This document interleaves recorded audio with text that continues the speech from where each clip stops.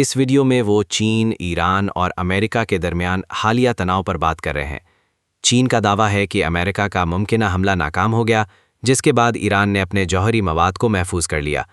یہ بھی خبریں ہیں کہ ایران آبنائے ہارمز کو بند کرنے کا سوچ رہا ہے، جس سے عالمی تیل کی سپلائی متاثر ہو سکتی ہے اور قیمتیں بڑھ سکتی ہیں۔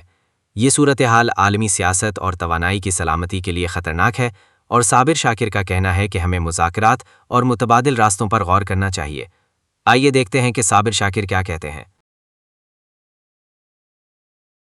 اب سے چند گھنٹے پہلے گزشتہ رات جو گزر گئی ہے، اس رات امریکہ نے ایران پر حملہ کیا۔ اس کی ساری تفصیلات جو ہے وہ میں بتا چکا ہوں لائیو سیشن میں، وہ ذرا ضرور سن لیجیے گا، کیونکہ وہ سنیں گے تو پھر ہی آپ کو اس گفتگو کو سمجھنے میں آسانی ہوگی اور مزہ آئے گا، کیونکہ یہ اس سے جڑی ہوئی ہے۔ معاملہ کچھ یوں ہے جناب کہ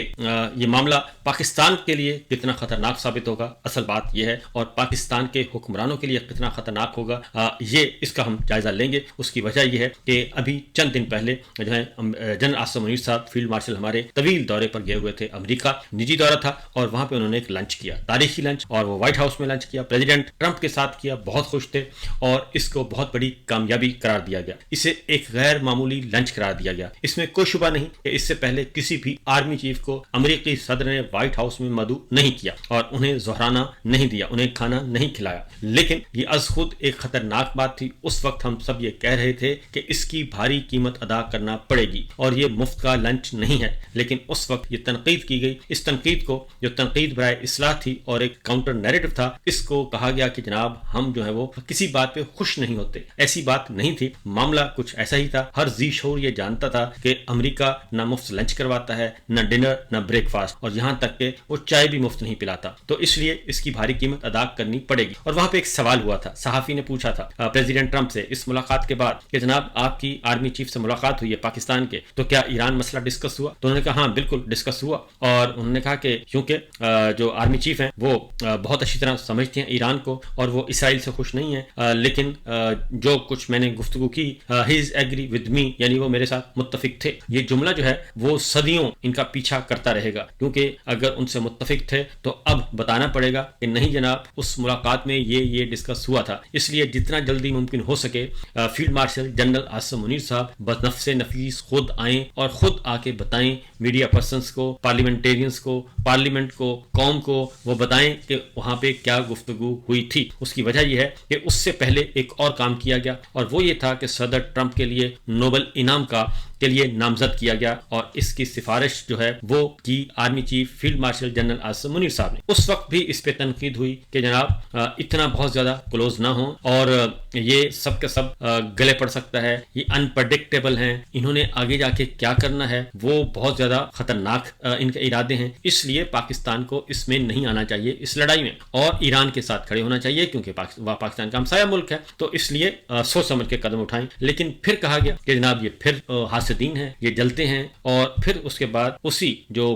نوبل انعام کے لیے جو تجویز فیلڈ مارشل نے دی تھی، اسے گورنمنٹ آف پاکستان شہباز شریف سرکار نے بھی اون کیا، اور باقاعدہ طور پہ گورنمنٹ آف پاکستان کی طرف سے اس کے آفیشیل پیج سے ٹویٹ کر دیا گیا، اور اس میں پریزیڈنٹ ٹرمپ کی کافی تعریفیں کی گئیں، اور کہا گیا کہ انہوں نے چونکہ پاکستان اور انڈیا کی جنگ بند کروائی ہے، مسئلہ کشمیر کے حل کے لیے وہ ثالثی کا کردار ادا کر رہے ہیں، اور یہ سب کچھ کیا گیا۔ لیکن جو سمجھدار لوگ تھے انہوں نے کہا کہ ان سے بچیں، اور یہاں تک کہ نون لیگ خود بھی، جو ماضی میں مریم صاحبہ سب کے سب پریزیڈنٹ ٹرمپ کو بہت ہی ان کو برا بھلا کہتے تھے، اور انتہائی حد تک برا بھلا کہتے تھے، اور ان کی تقریریں موجود ہیں، اور ان کو کہا جاتا تھا کہ یہ جو پریزیڈنٹ ٹرمپ ہے یہ پاکستان کے عمران خان ہیں، اور عمران خان کو کہا جاتا تھا کہ یہ پاکستان کے ٹرمپ ہیں، تو اس طرح سے مذاق اڑایا جاتا تھا۔ لیکن اب وہی گورنمنٹ ان کو نوبل انعام دے رہی تھی۔ اب آج جو ہوا، آج اس جنگ میں ایران شریک ہو گیا، امریکہ جو ہے ایران جنگ میں شریک ہو چکا ہے، اور حملے بھی کر چکا، اور ان کی 3 جوہری تنصیبات کو نقصان بھی پہنچا سکا۔ لیکن اب آگے چلتے ہیں کہ ہوگا کیا اس ساری صورتحال میں، کیونکہ اب تک کی جو سچویشن ہے وہ ایرانی میڈیا نے بھی اب اس بات کی تصدیق کر دی ہے، اور ٹرمپ نے بھی بتا دیا ہے کہ یہ امریکہ اور اسرائیل پوری دنیا کے لیے ایک تاریخی لمحہ ہے، اور ایران کو اب اس جنگ کے خاتمے پر رضامند ہونا ہوگا، یہ انہوں نے آج کہا ہے۔ اور ایرانی میڈیا کے مطابق اسرائیل نے اصفہان میں نیوکلیر سائٹ کو نشانہ بنایا، تاہم اسرائیلی حملے کے نتیجے میں کسی خطرناک مواد کا کوئی اخراج نہیں ہو رہا، اور پھر اصفہان اسفہان کے نائب گورنر نے صوبے میں اسرائیلی حملوں کے بارے میں مزید تفصیلات کے بارے میں بھی بتایا، اور صوبائی اہلکار نے بتایا کہ اسفہان پر اسرائیلی حملوں میں کوئی جانی نقصان نہیں ہوا۔ اور پھر جو فارس خبر رساں ایجنسی ہے اس نے یہ بتایا کہ لنجان، مبارکہ، شریزہ اور اسفہان کے شہروں کو نشانہ بنایا گیا۔ اسفہان میں جوہری مقام کو بھی نشانہ بنایا گیا، تاہم اہلکاروں کے مطابق خطرناک مواد کا کوئی اخراج نہیں ہوا۔ دوسری جانب غیر ملکی جریدے فاکس بزنس کی رپورٹ میں کہا گیا ہے کہ گیٹ سٹون انسٹیٹیوٹ کے سینئر فیلو ہیں گورڈن، انہوں نے وارننگ دی کہ چینی مال بردار پروازوں کو ایرانی فضائی حدود کے قریب جاتے ہوئے دوبارہ دیکھا گیا ہے۔ گورڈن چانگ کا کہنا تھا کہ یہ طیارے ایران کی فضائی حدود کے قریب پہنچتے ہی اپنے سگنل دینے والے آلات کو بند کر دیتے ہیں، اور چین ایران میں کچھ ایسا بھیج رہا ہے جسے وہ دنیا سے چھپانا چاہتا ہے۔ گورڈن چانگ نے کہا کہ یہ بڑے ہتھیار بھی ہو سکتے ہیں اور جدید ترین ڈرون طیارے بھی ہو سکتے ہیں، اور یہ جوہری ہتھیار بھی ہو سکتے ہیں، کیونکہ دنیا کو کچھ معلوم نہیں کہ چین ایران میں کیا بھیج رہا ہے۔ فضائی نقل و حرکت کی مانیٹرنگ کے ماہر گورڈن چانگ کے مطابق 3 دنوں میں چین سے کم از کم 5 مختلف پروازیں ازبکستان اور ترکمنستان کے راستے مغرب کی طرف روانہ ہوئیں، لیکن جیسے ہی وہ ایران کے قریب پہنچی وہ ریڈار سے غائب ہو گئیں۔ ان پروازوں میں 747 بوئنگ طیاروں کا بھی استعمال کیا گیا، لیکن ایران کی فضائی حدود کے قریب پہنچتے ہی یہ طیارے ریڈار سے کیسے غائب ہو گئے ہیں، یہ ایک معمہ ہے جسے حل کیا جا رہا ہے۔ تو یہ صورتحال تو ہے چائنا کی۔ اب آتے ہیں جو امریکہ نے حملے کیے ہیں اس کے بارے میں۔ اس سے پہلے نیتن یاہو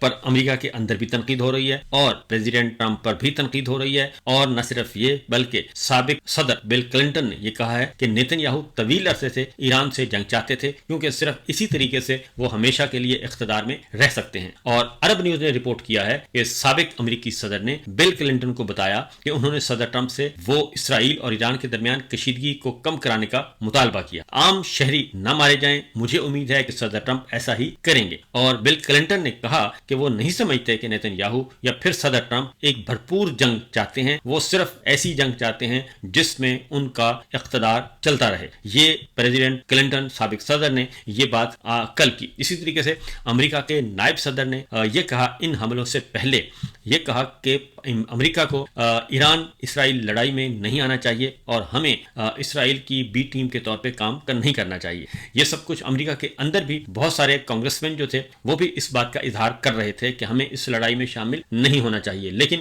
کیونکہ ہاتھی کے پاؤں میں سب کا پاؤں، تو پریزیڈنٹ ٹرمپ جو ہے وہ فیصلہ کر چکے تھے اور انہوں نے یہ کیا۔ اب ایرانی پاسداران نے انقلاب کے رہنماؤں کا رد عمل آیا، انہوں نے کہا ہے کہ امریکہ تھوڑا سا انتظار کرے، وہ حملوں کی سزا بھگتے گا، اور انہوں نے کہا کہ ایران مشرق وسطیٰ میں تمام امریکی اثاثوں کو نشانہ بنائے گا۔ پاسداران انقلاب کے رہنماؤں نے کہا کہ اب ہمارے لیے باقاعدہ جنگ شروع ہو چکی ہے، اور پھر ایرانی میڈیا نے یہ کہا کہ ایران نے آبنائے ہرمز بند کرنے کا اعلان کر دیا ہے۔ آبنائے ہرمز کیا ہے جی؟ یہ ایک بحری سمندری تجارتی راستہ ہے جہاں سے دنیا بھر کی جو تجارتی روٹ ہے، بحری تجارتی روٹ، وہ ایک اہم ترین ہے، اور اس تجارتی روٹ سے، اس تجارتی گزرگاہ سے جو کہ ایران کے بالکل قریب ہے اور ایران کی دسترس میں ہے، اور انہوں نے اس میں 20% جو ہے وہ تیل کی تجارت اسی آبنائے ہرمز سے ہوتی ہے، اور یہ ایک تجارتی راستہ ہے۔ جیسے سڑکیں ہوتی ہیں، جیسے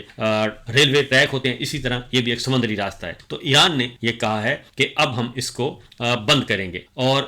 اس پہ کام بھی شروع کر دیا گیا ہے۔ اس کے ساتھ ساتھ انہوں نے کہا کہ اب یورپی یونین کا کوئی بھی بحری بیڑا یورپ نہیں پہنچ سکے گا، اور اس کے ساتھ ہی ایران کے ایٹمی توانائی ادارے نے جوہری سائٹس پر حملوں کی تصدیق کی ہے، لیکن انہوں نے یہ کہا ہے کہ ان حملوں سے پہلے ہی ہم یہ جگہ خالی کروا چکے تھے۔ اور ایرانی میڈیا نے یہ بھی بتایا کہ ایٹمی توانائی ادارہ ایران نے یہ کہا ہے کہ دشمن نے فردو، نطنز اور اصفہان پر جوہری سائٹس کو نشانہ بنایا، جوہری تنصیبات پر حملہ عالمی قوانین کی خلاف ورزی۔ امریکہ نے ایران میں 3 جوہری تنصیبات پر حملے کیے ہیں، جن میں فردو، نطنز اور اصفہان شامل ہیں، اور فردو پر حملے کے بعد ایک ایرانی عہدیدار کی جانب سے سرکاری طور پر اس حملے کی تصدیق کر دی گئی ہے۔ لیکن جو سب سے امپورٹنٹ بات ہے وہ یہ ہے کہ ایران نے امریکی حملے سے پہلے ہی جو ہے وہ یہ ایریا بھی خالی کروا لیا تھا۔ ایران نے حملے سے پہلے تینوں ایٹمی سائٹس خالی کرا لی تھیں، اور اس میں جو جوہری مواد تھا وہ بھی محفوظ مقام پر اور خفیہ مقام پر منتقل کر دیا گیا تھا، اور اس حملے کی اطلاع چائنا کے ذریعے ایران کو پہلے سے پہنچ چکی تھی کہ وہ ان 3 سائٹس کو نشانہ بنائیں گے، اور جب یہ کہا گیا تھا کہ 2 ہفتے کا وقت ہے تو وہ 2 ہفتے کا وقت نہیں تھا، بلکہ اس دوران امریکہ جو ہے وہ اپنے حملے کی یہ منصوبہ بندی کرتا رہا، اور پھر اس نے اس کا انتظار نہیں کیا 2 ہفتے کا، اور ایسے وقت میں کہ جب OIC استنبول میں ہو رہی ہے، سلامتی کونسل جنیوا میں ہو رہی ہے، اور پھر OIC کے وزراء خارجہ، پھر عرب لیگ کا اجلاس چل رہا ہے، پھر یورپ اور ایران کے درمیان مذاکرات چل رہے تھے، تو اس کا انتظار کیے بغیر امریکہ نے یہ حملہ کیا ہے، اور ایران نے فرد و جوہری تنصیبات پر بمباری کی تصدیق کرتے ہوئے یہ کہہ دیا، لیکن انہوں نے کہا ہے کہ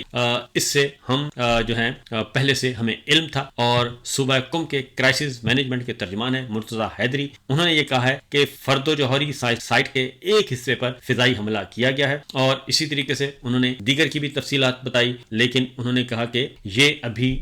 جنگ کی شروعات ہیں، ایرانی تنصیبات پر حملہ، امریکی حملے جو ہیں وہ جنگ کی شروعات ہیں، اور